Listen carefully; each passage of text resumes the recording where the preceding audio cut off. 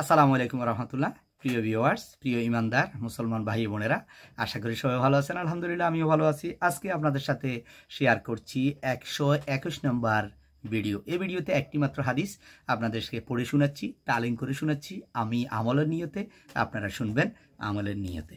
বিসমিল্লাহির রহমানির রহিম। হযরত হানজালা উসাইদি রহমতুল্লাহ আলাইহি থেকে বর্ণিত, রাদিয়াল্লাহু তাআলা আনহু থেকে বর্ণিত, রাসূলুল্লাহ সাল্লাল্লাহু আলাইহি সাল্লাম বলেছেন, যে ব্যক্তি 5 ওয়াক্ত নামাজকে এমন পাবন্দির সাথে আদায় করে যে অজু ও সময়ের এহতেমাম করে, রুকু সেজদা ভালোভাবে আদায় করে এবং এভাবে নামাজ আদায় করাকে নিজের উপর আল্লাহ তাআলার হক মনে করে, তবে জাহান্নামের আগুনের জন্য তাকে হারাম করে দেওয়া হবে।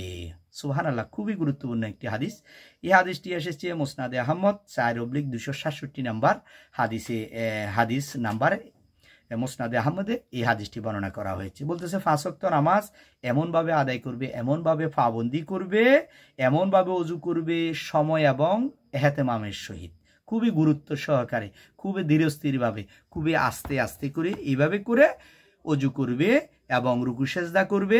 এইভাবে যদি সে 5 ওয়াক্ত নামাজ আদায় করে এবং মনে প্রাণে বিশ্বাস করে যে নামাজ আদায় করাটা এটা আমার হক, আমার নামাজ পড়তে হবে, আল্লাহর পক্ষ থেকে এটা নির্দেশ, নামাজ আদায় করাকে আল্লাহ তাআলার হক মনে করবে, জাহান্নামের আগুনের জন্য হারাম করে দেওয়া হবে। এই ব্যক্তিকে জাহান্নামের আগুন তার জন্য হারাম করে দেওয়া হবে, যে খুব গুরুত্ব সহকারে এহতেমামের সহিত আস্তে আস্তে ধীরস্থিরভাবে রুকু সেজদাগুলো আদায় করে, কোনো তাড়াহুড়া করে না, কোনো টেনশন ফ্রিভাবে আল্লাহর কাছে সেই রুকুগুলো সেজদাগুলো যথাযথভাবে আস্তে আস্তে ধীরস্থিরভাবে ভালোভাবে আগ্রহ চিত্রে একাগ্র চিত্তে যখন নামাজগুলো আদায় করবে, আল্লাহ তাআলা বলতেছেন যে জাহান্নামের আগুন তার জন্য হারাম করে দেওয়া হবে, সে জান্নাতে যাবে না। হারাম মানিয়ে যে জান্নাতে সে যাবে না, আল্লাহ তাআলা তাকে ব্যস্ত দান করবেন। আল্লাহ তাআলা আমাদের সবাইকে এই সুন্দরভাবে ভালোভাবে ধীরস্থিরভাবে 5 ওয়াক্ত নামাজ জামাতের সহিত যাতে খুশুর সাথে আমরা রুকু সাজদা করতে পারি, নামাজ আদায় করতে পারি, আল্লাহ তাআলা আমাদের সে তৌফিক দান করেন।